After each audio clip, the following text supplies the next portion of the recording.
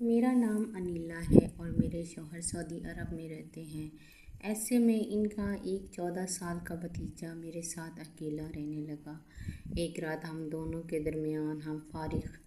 پوری کہانی سے آگاہ کریں گے۔ سب سے پہلے ریکویسٹ ہے کہ چینل کو سبسکرائب کر لیجئے۔ جی ہاں، میرا نام انیلا ہے اور میں ایک لڑکے کو پسند کرتی تھی، لیکن میری شادی وہاں نہیں ہو سکی۔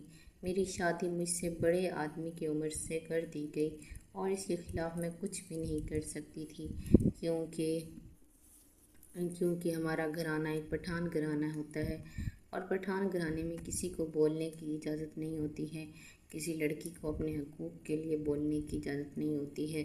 اس لیے مجھے بیچ دیا گیا اور بیچنے کے بعد زندگی میں مشکلات سے بسر کر رہی تھی، اور میرا ہسبینڈ ہمیشہ ہی کاروبار کے بارے میں سوچتا تھا اور اس کو میرے بارے میں کوئی خیال نہیں تھا، نہ ہی میرے بارے میں کوئی بات کرنا چاہتا تھا، بلکہ اپنے کاروبار کے سلسلے میں ہی مصروف رہتا تھا۔ ایسے میں شوہر سعودی عرب چلا گیا، میں اکیلی ہو گئی۔ اس کا ایک 14 سال کا بھتیجا میرے ساتھ رہنے لگا۔ وہ بہت ہی زیادہ خوبصورت اور دکھنے میں بہت ہی اٹریکٹیو تھا۔ وہ ایک مکمل مرد دکھائی دیتا تھا۔ شروع میں نے سوچا کہ وہ ایک بچہ ہے، لیکن آہستہ آہستہ اپنی ہوس محسوس ہونے لگی۔ میں آہستہ آہستہ اس کی طرف مائل ہونے لگی۔ مجھے وہ اچھا لگنے لگا، کیونکہ مجھے لگا یہی لڑکا ہے جو میری پیاس بجھائے گا۔ پھر میں دن رات اس کے بارے میں سوچنے لگی۔ کہیں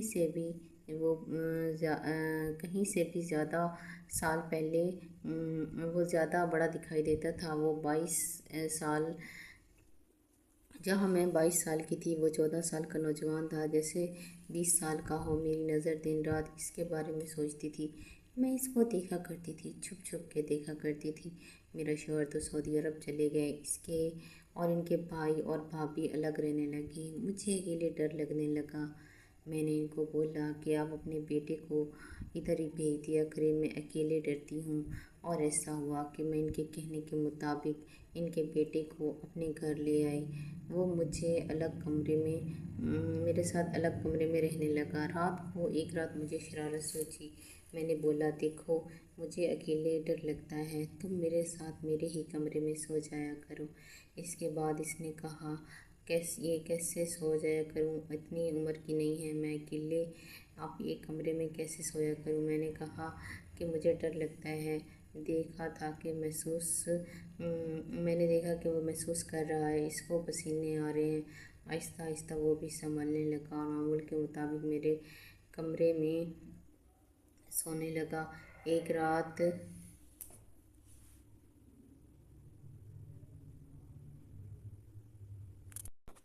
میں اپنے لور سے بات کر رہی تھی، جس سے میری شادی نہیں ہو سکی تھی اور اس کی میں کبھی خواہش کیا کرتی تھی۔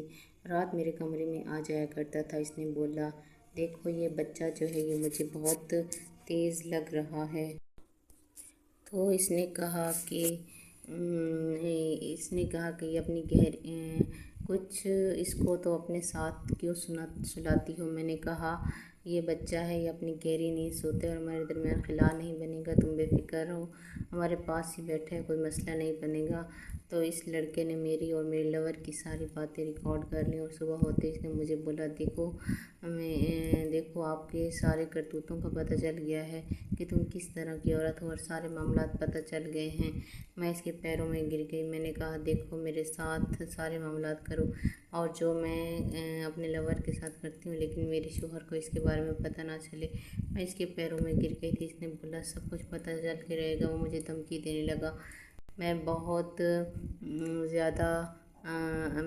زیادہ ڈر گئی تھی، اتنی ڈر گئی تھی کہ میں نے بالآخر اسے کہا کہ تم میرے ساتھ سب کچھ کر سکتے ہو، لیکن میرا گھر تباہ نہیں کرنا، اور میں تمہارے ساتھ ہی چلتی رہوں گی اور اپنے لور کے ساتھ بھی چلتی رہوں گی۔ یہ کہہ کے اس نے میرے ساتھ وہ کیا جو ایک چچی کے ساتھ ایک بھتیجے کو نہیں کرنا چاہیے، لیکن یہ بہت ہی بے بس تھی اور لیکن دو لوگوں کو بھگت رہی تھی۔ میری زندگی بہت ہی مشکلات سے گزر رہی تھی۔ میں سب کو منع کرتی ہوں کہ